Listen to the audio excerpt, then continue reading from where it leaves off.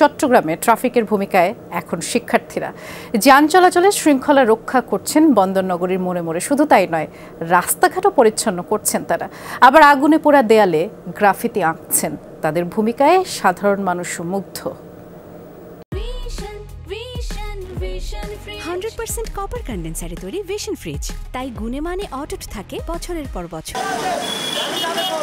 Tiger pass মোড়ের মতো চট্টগ্রাম মহানগরীর অন্যান্য মোড়ের চিত্র একই। ট্রাফিক পুলিশ না থাকায় আপাতত যান চলাচলে শৃঙ্খলা রক্ষায় দায়িত্ব পালন করছেন শিক্ষার্থীরা।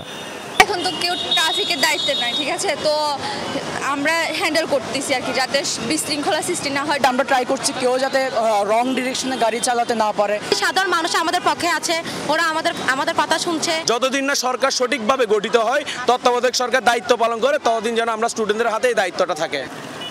শুধু তাই নয়, পরিবর্তিত পরিস্থিতিতে সিটি কর্পোরেশনের সেবকরা কাজে যোগ দেননি। তাই রাস্তাঘাট পরিষ্কার পরিচ্ছন্নতার দায়িত্ব কাঁধে তুলে নিয়েছেন শিক্ষার্থীরা। মানুষ পাওয়া যাচ্ছে না, সেবা কর্মীরাও কাজ করতে আসছেন না, তো আমরা চিন্তা করেছি ছাত্র হিসেবে আমাদের দায়িত্ব দেশকে সংস্কার করার, তাই আমরা এখন এই পদক্ষেপ নিতে বাধ্য হয়েছি। আমরা যদি ভয় পাই, বাসা বসে থাকি, তাহলে তো কিছুই হবে না।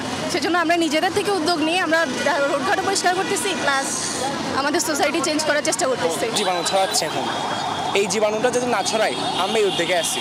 মানুষ সচেতন হোক, যাতে কোথাও ময়লা না আবর্জনা না ফেলুক, দেশ সবার, সবাই দেশটা সুন্দর গড়ে তুলুক। চট্টগ্রামে বিভিন্ন স্থানে দুর্বৃত্তদের দিয়ে আগুনে পুড়ে যাওয়া দেয়ালে গ্রাফিতি এঁকে বৈষম্য বিরোধী ছাত্র আন্দোলনের নানা দিক এবং এই আন্দোলনে শহীদদের অবদান তুলে ধরছেন শিক্ষার্থীরা।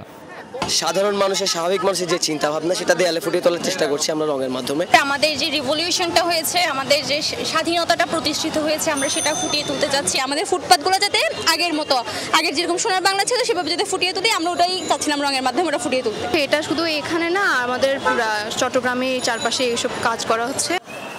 কোমলমতি শিক্ষার্থীদের এমন ভূমিকায় খুশি সাধারণ মানুষ। কেউ পানি, কেউ বা খাবার নিয়ে আসছেন তাদের জন্য। ছাত্র ভাইরা আগামী দিনে ভবিষ্যতে আমাদের ছাত্র ভাইদেরকে ওইভাবে অগ্রাধিকার দেওয়া হোক, এবং আমি অতীত ছাত্রদের সাথে আন্দোলনে ছিলাম, সহযোগিতা করছি আমার তৌফিক অনুসারে। 8 কেজি মিষ্টি নিলাম, এর 3 কেজি দিয়ে চলে যাচ্ছি। পথে সামনে যদি পাই আরো 3 কেজি কাউকে দিয়ে চলে যাবো। শহীদুল সুমন, যমুনা নিউজ, চট্টগ্রাম।